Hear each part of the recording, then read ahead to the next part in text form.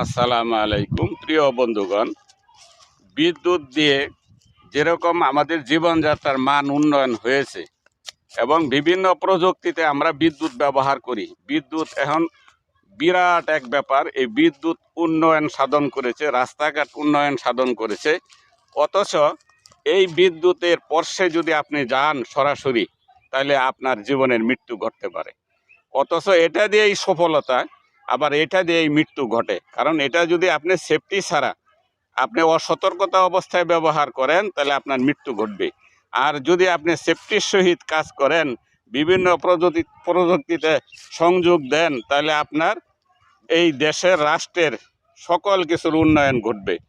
তে ভাই, এইরকম সব কিছুই আপনি ভালো কাজ করবেন, আপনার সফলতা আসবে ভালো। আপনি খারাপ কাজ করবেন, আপনার জীবনের অমঙ্গল ডেকে আনবে। বাঙাল রফিক পেজ থেকে আপনাদের সকলকে প্রাণ ঢালা অভিনন্দন জানিয়ে বিদায় নিচ্ছি। আসসালামু আলাইকুম।